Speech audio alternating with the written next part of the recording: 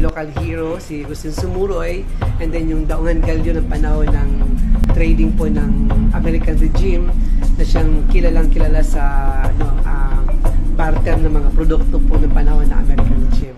Sa mga hindi kapanipaniwala na nakatago ang kagandahan ng bayan ng Palapag na siyang talagang masasabi ko na narito na lahat ng kailangan. Mayaman sa seafoods, mayaman po kami sa mga rock formations, and then center for mountaineering.